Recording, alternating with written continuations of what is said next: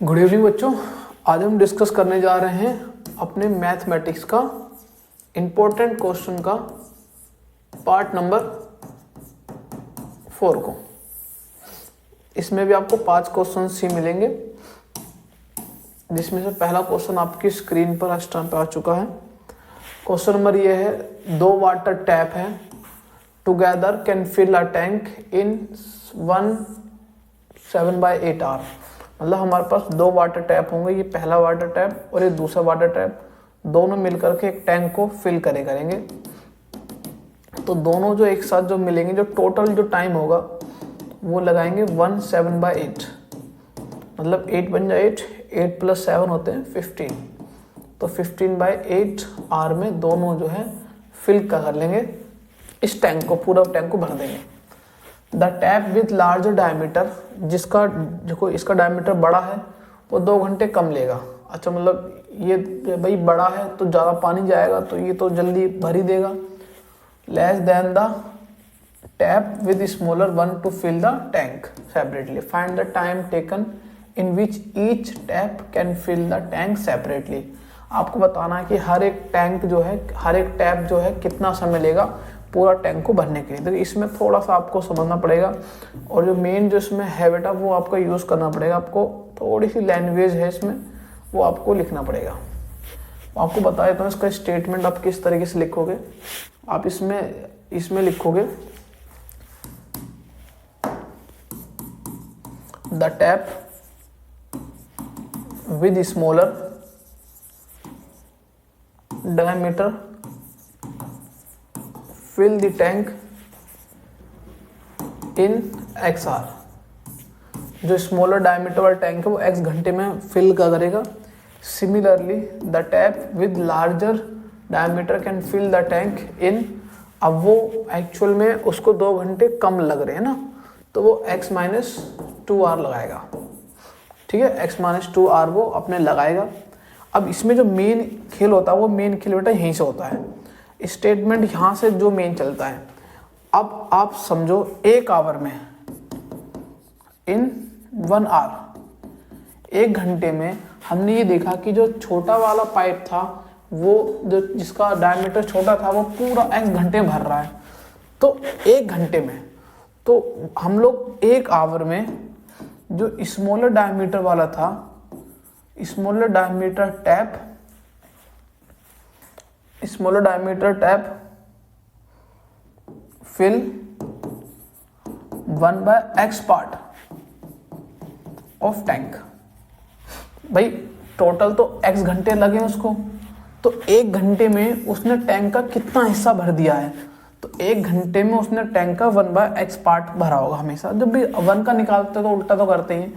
Similarly 1 our का जो large diameter वाला है, फिल इन 1/x - 2 आवर। जो लार्जर डायमीटर है वो 1/x - 2 आवर में वो अपना भरेगा। ठीक है, और अगर जब दोनों ही आपस में मिलते हैं, the tank filled up in, कितने घंटे में टैंक हमारा भर रहा है बेटा? 7/8 आवर में पूरा टैंक भर रहा है। मतलब 8 बन जाए 8 + 7 15/8 आवर में पूरा टैंक भर रहा है। तो मतलब जब दोनों ही आपस में, छोटे टैप वाला बड़ा टैप वाला, जब दोनों ही आपस में मिल जाएंगे तो दोनों 1 घंटे में कितना पोर्शन वो टैंक का भरेंगे। 1 आवर द टैप्स मतलब दोनों का, फिल दी, कितना भर देंगे इसका उल्टा, 8/15 पार्ट ऑफ टैंक। अब इसके बाद ही आपका क्वेश्चन यहीं से स्टार्ट हो जाता मेन।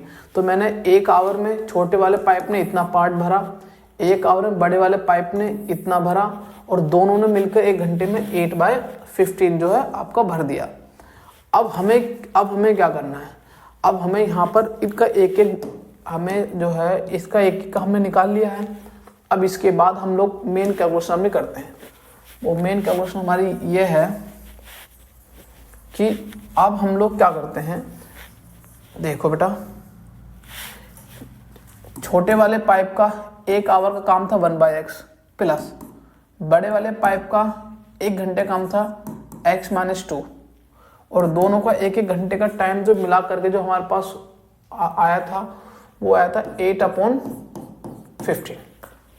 ठीक है, अब इनका लेते हैं बेटा एलसीएम। तो इसकी करते हैं इससे मल्टीप्लाई, इसकी करते हैं इससे, तो x-2 plus x/x x-2 is equal to बेटा 8/15। जल्दी करेंगे, x plus x 2x minus 2 cross अंदर मल्टीप्लाई करो x square minus 2x equal to 8/15। तो बेटा क्रॉस मल्टीप्लाई कर दो, 15 multiply 2x minus 2 equal to 8x square minus 2x। 15 2 जा 30, 30x minus 30 equal to 8x square minus 16x। तो बेटा इन दो टर्म को इस साइड लेकर आ जाते हैं, तो 8x स्क्वायर माइनस का 16x माइनस का 30x प्लस का 30, तो 8x square minus minus plus minus का 46x और प्लस का 30। अब बेटा इन दोनों से हम चाहे तो 2 कॉमन ले सकते हैं। तो जैसे हम 2 कॉमन लेंगे तो सवाल थोड़ा सा इजी हो जाता है। 4x स्क्वायर माइनस 2 2 जा 4 2 3 जा x प्लस 15। 2 को बेटा वहाँ कर दो डिवाइड। अब जो हमारे पास नंबर बचा है वो ये बचा है। अब हम इसमें बेटा कर सकते हैं मिडल स्प्लिटिंग। यहाँ 4 है, यहाँ पर 15 है, 15 4 जा 60। ऐसे दो नंबर ढूंढो जिनको मल्टीप्लाई करने पे 16 आए और ऐड करने पाए माइनस का 23, मतलब 60 और 23। तो 60 तो बेटा होते हैं 12 5 जा 60 होते हैं, लेकिन हमें ऐड करके ही लाना है। तो बेटा इनके फैक्टर कर लो 60 के, 230 215 3 5 जा और 5 बन जा 5। 23 देखो अभी हम यहाँ से निकालते हैं, 2 जा 4 4 3 जा 12 नहीं, 5 3 जा 15 15 30 30 और 2 नहीं 2 4 23 60 और 23 में क्या हो सकता है? 2 × 30 हो सकता है, नहीं तो यहाँ नहीं आएगा। इससे कर लें x इक्वल टू माइनस का b plus minus under root B square minus 4ac upon 2a। तो b बेटा ये माइनस का b है, माइनस का 23 तो 23 प्लस माइनस अंडर रूट 23 का स्क्वायर हम लोग कर लेते बेटा, कितना आता है 23 मल्टीप्लाई 23, तो ये बेटा 529 बी स्क्वायर माइनस 4 इंटू ए दे रखा है 4 और सी दे रखा है 15 upon 2a 2 into 4।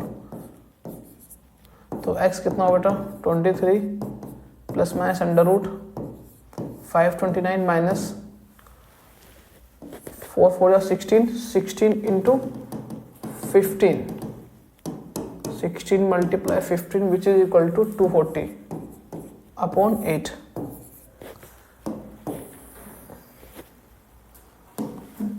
uh, 529 minus 240 529 minus का 240 which is equal to 289 upon 8। 289 is a root of 17 23 plus minus 17/8। एक बार नंबर लेना बेटा प्लस 23 प्लस 17/8, एक बार नंबर लेना बेटा नेगेटिव 23 माइनस 17/8। तो जब प्लस वाला लोगे 23 तो बेटा ये आएगा हमारे पास 40/8, तो 8 5 जा 40, तो यहाँ पर 5 आ गया x की वैल्यू हमारे पास बेटा।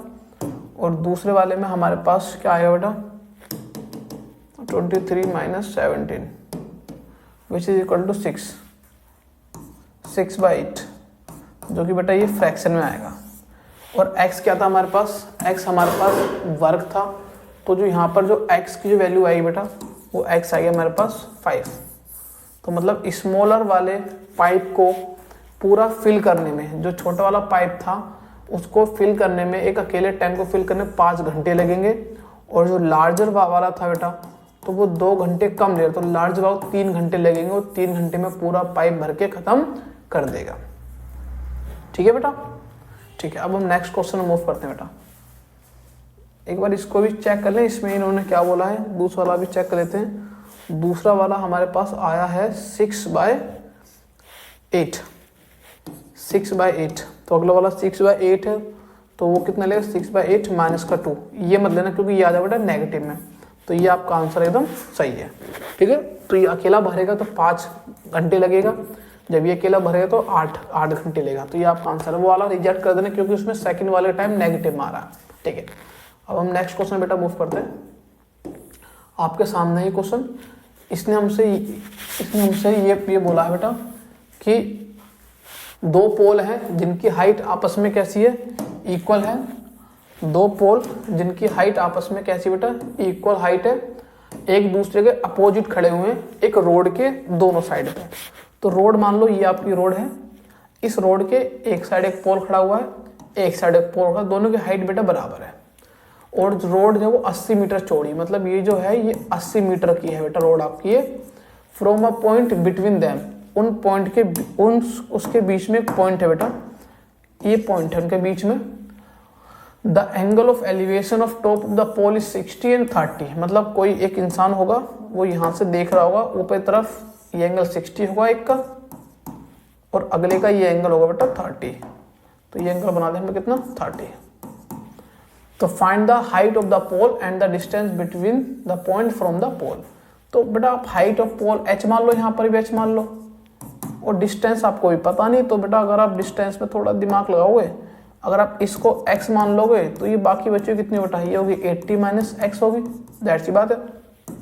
नाम डाल दो ABCDE, तो कोई दिक्कत तो ज़्यादा प्रॉब्लम तो इसमें है ही नहीं। तो एक काम करो, ये बोलो इन ट्राइंगल ABC वाले में लो, इसमें लगाओ बेटा tan 60। tan 60 कितना बेटा, परपेंडिकुलर अपॉन बेस, बेस है यहाँ पर x, tan 60 √3 equal to h/x। Cross multiply कर दोगे तो यहाँ पर x जो है h आ जाएगा √3x। ये पहली इक्वेशन।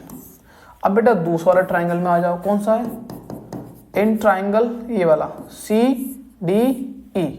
CDE, इसमें लगाओगे tan 30 which is equal to perpendicular upon base, ये बेटा 80 minus X, tan 30 1/√3 equal to h upon 80 minus X, cross multiply 80 minus X equal to √3h।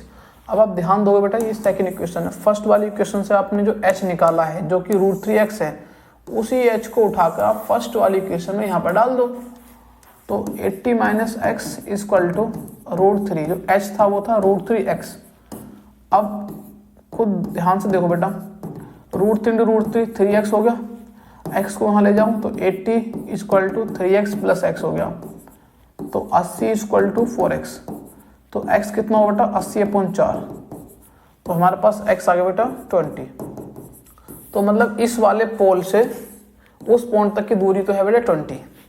ठीक है, तो बाकी बचे हुए पोल से क्या होगी, तो वो हो जाएगी बेटा कितनी 80 माइनस 20, मतलब 60 तो दूसरे वाले से दूरी, लेकिन इसने पूछा हाइट भी निकालनी है, तो बेटा इसी को डाल दो फर्स्ट में, put the value of x in first, x की वैल्यू फर्स्ट वाली इक्वेशन डाल दो तो आपका आंसर आ जाएगा। फर्स्ट वाली इक्वेशन थी h इक्वल टू √3x, तो जो x की वैल्यू हमने निकाली बेटा वो थी हमारे पास 20, देखो ये, तो हाइट कितनी है बेटा वो आएगी 20√3 मीटर। तो ये बेटा ये ज़्यादा टफ भी नहीं था, ये थोड़ा इजी क्वेश्चन था बस इसमें। तो इसका बेटा स्क्रीनशॉट ले लो। ठीक है, नेक्स्ट क्वेश्चन बेटा मूव करते हैं। नेक्स्ट क्वेश्चन आपका ये रहा, इसमें इन्होंने कहा है if the median of the following frequency distribution is 32.5। ये बेटा आपका मीडियन है, इस बात को ध्यान रखना। मीडियन का मतलब होता है कि जो भी आपकी बीच की वैल्यू होती है उसी को हम लोग बोलते हैं बेटा मीडियन। तो आपको गिवन दे रखा है, सॉल्व कर लेते हैं। मीडियन आपको दे रखा है 32.5। तो इसमें बड़े ध्यान से आप देना कि इसमें एक आपको और टेबल बनानी पड़ती है, और टेबल मैं आपको भी बना के दिखा देता हूँ। वो टेबल यहीं थोड़ी सी बना लो, वो होती है कम्युलेटिव फ्रिक्वेंसी की। CF की और टेबल आप बना ले बेटा, तो दिक्कत नहीं होगी फिर उसमें आपको। तो जैसे हम CF की टेबल बनाएंगे CF की, तो CF में जो सबसे पहला वाला उसको F1 लिखते हैं, फिर अगला वाला उसमें ऐड कर लेते हैं, तो F1 + 5, फिर इसमें 9 ऐड करेंगे तो F1 + 14, फिर इसमें 12 ऐड करेंगे तो F1 + 26, फिर उसमें F2 ऐड करेंगे तो कितना बेटा F1 + F2 + 26, इसमें 3 ऐड करेंगे तो F1 + F2 + 29। ठीक है बेटा, फिर लास्ट वाला उसमें 2 ऐड कर लेंगे, तो जैसे इसमें 2 ऐड करेंगे तो देखते हैं क्या आता है बेटा।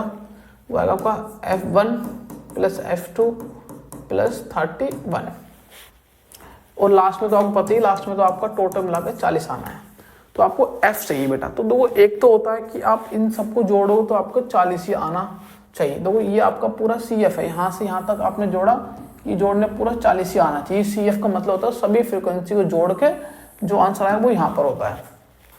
तो जो पहली इक्वेशन जो आपकी बनेगी वो F1 + F2 + 31, ये जोड़ने बेटा आपको 40 आना चाहिए, क्योंकि ये पूरी CF का सम इतना 40 दे रखा है।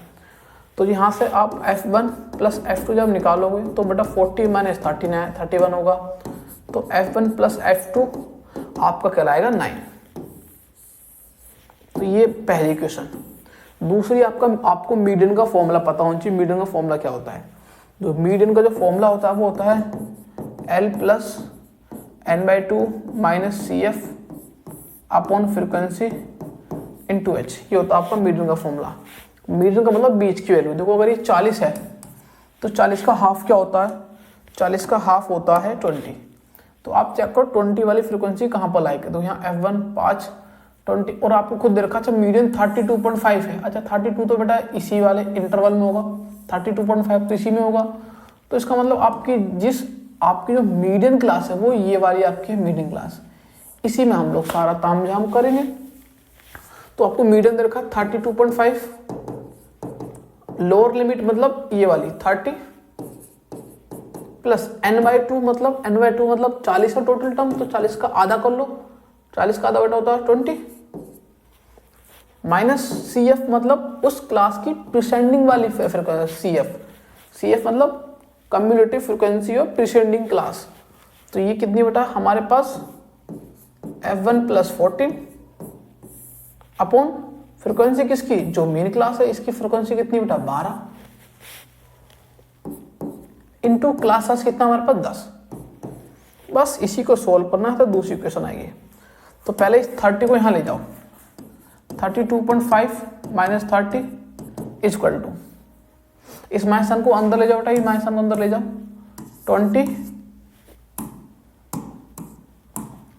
माइनस का F1 माइनस का 14 अपॉन 12 × 10। तो 32 में से 30 माइनस करो तो बेटा 2.5 आएगा, इक्वल टू 20 - 14 6 होता है, 6 माइनस F1 अपॉन 12 × 12। ठीक है बेटा। इस 12 को हम चाहे तो मल्टीप्लाई भी कर सकते हैं, 12 को 2.5 से मल्टीप्लाई कर लो तो आएगा बेटा 30। तो इसकी से करूँगा मतलब तो आएगा 30। ठीक है, equal to 6 minus F1 multiply 10। इस 10 को बेटा 30 के नहीं चलो डिवाइड में ले आओ, 6 माइनस F1 तो ये कितना बेटा 3 आ गया, 6 माइनस F1 तो F1 निकालो, 3 को यहाँ ले जाओ तो F1 = 6 माइनस 3, तो F1 = बेटा 3। तो जो F1 जो है बेटा हमारे पास F1 आ चुका हमारा 3। ठीक है, अब F1 आ चुका तो F2 कौन सी दिक्कत वाली बात है, तो उसको डाल दो, पुट इन फर्स्ट में डाल दो।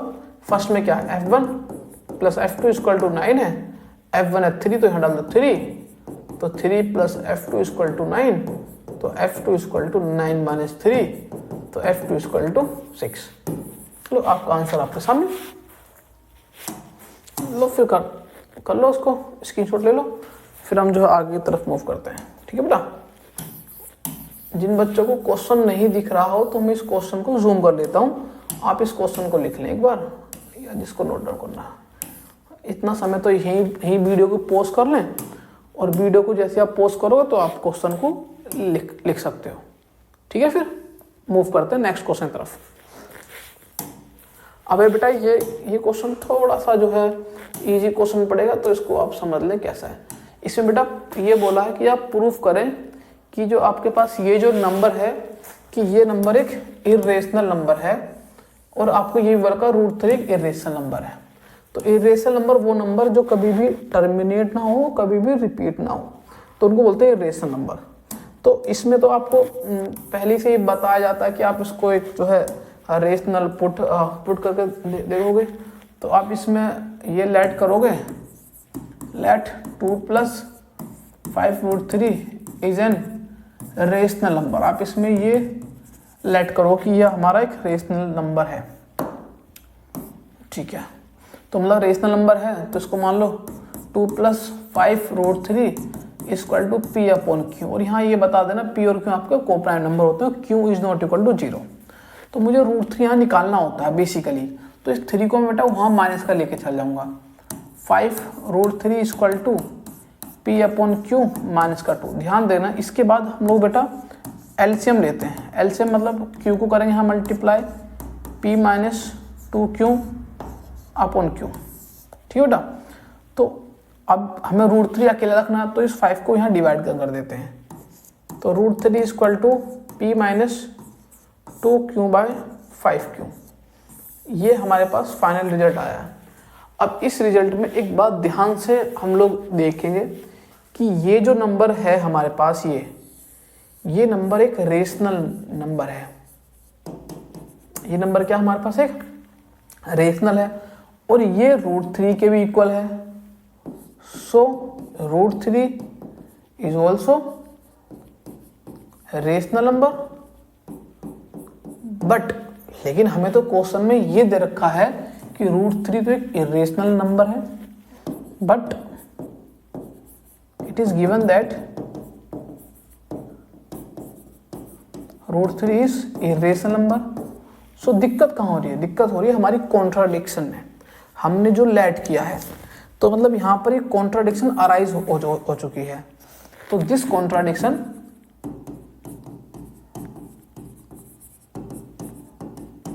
is arise due to, ये कॉन्ट्राडिक्शन हमने क्यों अराइज किए? बिकॉज हमने जो है हमने ये लेट किया था 2 + 5√3 इज रेशनल नंबर। तो ये हमारी कॉन्ट्राडिक्शन रॉन्ग थी।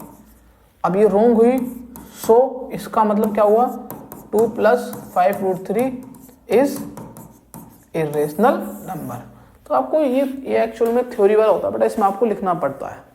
ठीक है, जो हमारी कॉन्ट्राडिक्शन थी वो हमारी गलत थी। जो हमने लेट किया था वो हमारी गलत हमने लेट किया था, तो इस वजह से ये क्वेश्चन भी हो गया हमारा। तो 2 + 5√3 एक इरेशनल नंबर है। मूव करते हैं नेक्स्ट क्वेश्चन तरफ, जो लास्ट क्वेश्चन होगा हमारा। तो आपको जो है इसमें दे रखे हैं points ABCD are the vertices of parallelogram ABCD। आपके पास एक पैरेललोग्राम दे रखे हैं, हमने क्वेश्चन में एक पैरेललोग्राम दे रखा है। पैरेललोग्राम बेटा ये रहा ABCD, ये A है, ये B, ये C, ये D। 4 पॉइंट। पहला पॉइंट है 3,1, दूसरा पॉइंट है 5,1, तीसरा पॉइंट है A,B, चौथा पॉइंट है 4,3। और आपसे ये कहा है find the value of A and B। A और B की वैल्यू बता दो। यहाँ एक अच्छी प्रॉपर्टी ये यूज होती है कि हमेशा जो होता है कि एक पैरेललोग्राम के जो डायगोनल होते हैं, तो diagonal of parallelogram bisect each other. तो यहाँ एक प्रॉपर्टी का यूज करते हैं, diagonal of parallelogram bisect each other. तो डायगोनल जो होते हैं पैरेललोग्राम के आपस में बाइसेक्ट करते हैं। तो इसका मतलब क्या होता है? जो मिड पॉइंट होता है किसका? AC का मिड पॉइंट, वो किसकी इक्वल होगा? मिड पॉइंट ऑफ BD का।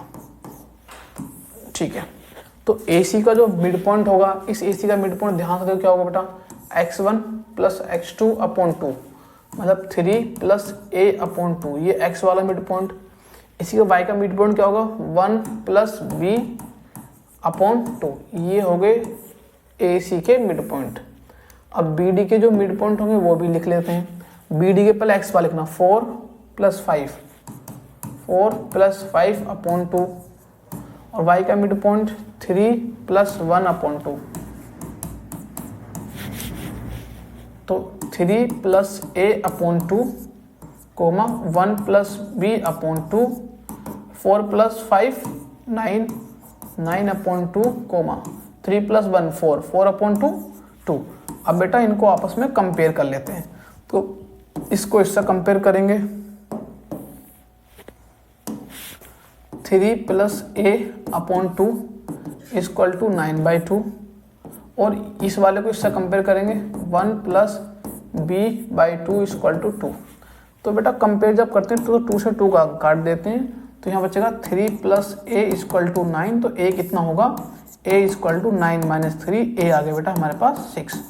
उसी तरह बेटा यहाँ पर 2 यहाँ कर देंगे मल्टीप्लाई, तो 1 प्लस b इक्वल टू 4, तो b equal to 4 minus 1, b equal to 3। तो जिसकी उसने बात की गई है कि आपसे a और b की वैल्यू पूछी इसको क्वेश्चन में, वो a और b की वैल्यू होगी आपके पास, a की वैल्यू होगी 6 और b की वैल्यू होगी बेटा 3। तो जिसको एक क्वेश्चन लिखना हो तो इस क्वेश्चन का यहीं से स्क्रीनशॉट ले लें कि मैंने इसको क्वेश्चन को बड़ा कर दिया है। और ये आपके पास ये पार्ट भी खत्म हो चुका है। अब हम इसके बाद अपना नेक्स्ट पार्ट लाएंगे जिसमें क्वेश्चंस थोड़े से ज़्यादा कर देंगे।